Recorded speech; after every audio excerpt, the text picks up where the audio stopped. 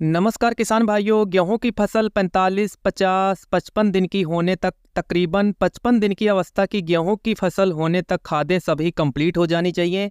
अब अगर आप उन खेतों में नाइट्रोजन कम पड़ी है या फास्फोरस कम पड़ी है, ऐसे ही पोटास, जिंक, सल्फर कम पड़ी हुई है, यह सभी जो मेन तत्व किसान भाइयों गेहूं बिजाई के समय डालने होते हैं। उसके बाद दूसरा जो ऑप्शन होता है तत्व देने का, तो होता है स्प्रे का माध्यम।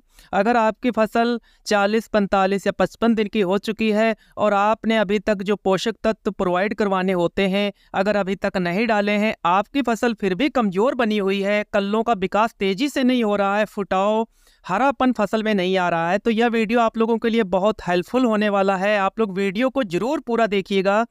और किसान भाइयों, अगर चैनल का वीडियो पहली बार देख रहे हैं तो चैनल को सब्सक्राइब कर लीजिएगा और घंटी को प्रेस कर लीजिएगा, जिससे हम लोग खेती वार्ता से एक साथ जुड़े रहें। तो किसान भाइयों, पोटास खाद बिजाई में आपने नहीं दी थी, तब आप पहली सिंचाई में पोटास खाद की पूर्ति अवश्य कर दें।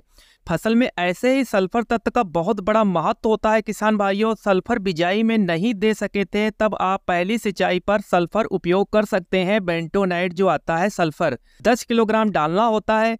अगर आपने बिजाई में सिंगल सुपर फास्फेट खाद डाली थी, तब आपको सल्फर देने की आवश्यकता इतनी नहीं पड़ती है। अगर कारणवश आपके खेत में पानी भर जाता है या बरसात ज़्यादा हो जाती है, फसल दब जाती है, उस अवस्था में आपको सल्फर जरूर थोड़ा बहुत देना चाहिए। गेहूं में पहला पानी ज़्यादा वजन भरकर लग जाता है तो आपकी फसल की पत्तियां जो हैं पीली पड़ जाती हैं और फसल दबी दबी सी दिखने लगती है। इसको ठीक करने के लिए सल्फर तत्व अच्छा काम करता है अगर सल्फर प्रयोग करते हैं।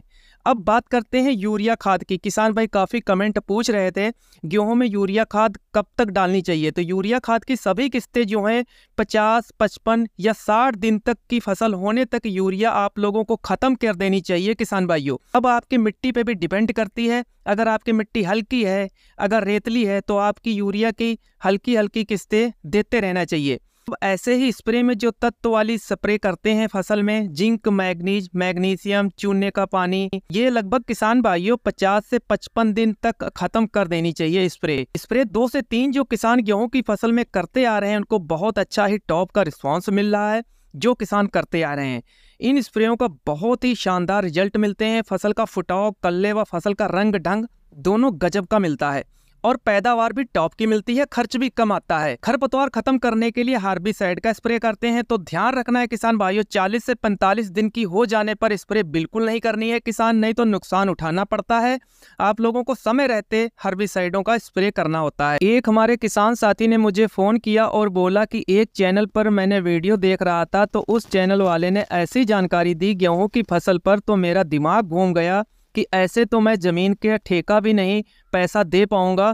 फिर मैंने कहा कि धैर्य रखो भाई साहब, आप ठीक होगा, आपकी गेहूं की फसल भी अच्छी होगी। मैंने कहा कि आपने उस वीडियो में क्या सुना। फिर वो बताने लगा, वो बोला कि ह्यूमिक एसिड डाल दो, साथ में जिंक डाल दो 10 किलो, सरसों की खली भी 10 किलो डाल दो, 1 बैग यूरिया भी डाल दो, इतना कुछ मिलाकर गेहूँ में डालो।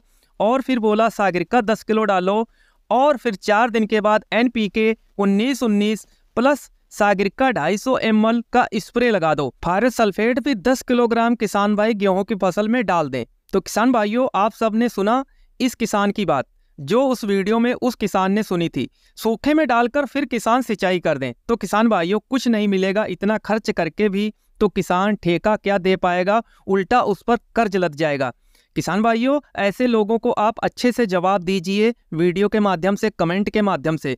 तो किसान भाइयों, अगर सूखे में डाल भी देंगे इतना कुछ खर्च करने के बावजूद, और अगर आपकी समस्या मिट्टी में लीचिंग की समस्या आती है तो इतना कुछ आप सिंचाई कर देंगे दूसरे दिन तो सारा सत्यानाश हो जाएगा, लीच डाउन हो जाएगा, जमीन की सतह तक चला जाएगा, जहां तक पौधों की जड़ें भी नहीं पहुंच पाएंगी किसान भाइयों। अब आते हैं मेन टॉपिक पर। गेहूं में आपने बिजाई के समय पोटास, DAP, सल्फर नहीं प्रयोग कर पाए थे तो दूसरा मौका मिलता है इन खादों का प्रयोग करने का। वह होता है पहली सिंचाई तक, जब 20-22 दिन पर सिंचाई करते हैं। अगर फिर भी आपने नहीं डाल पाए हैं इन खुराकों को तो, और गेहूं की फसल अगर आपकी 40, 45, 50 दिन के ऊपर की हो चुकी है, तब आप स्प्रे का माध्यम ही अपना सकते हैं अगर पूरा रिजल्ट लेना चाहते हैं और खर्च भी सीमित रहेगा। आप 2 स्प्रे कर दीजिए, आपको अब DAP और कुछ भी डालने की ज़रूरत नहीं पड़ेगी। आपकी फसल 45-50 दिन की हो चुकी है किसान भाइयों, तो आप स्प्रे जो अपनाएंगे वो इस प्रकार से है।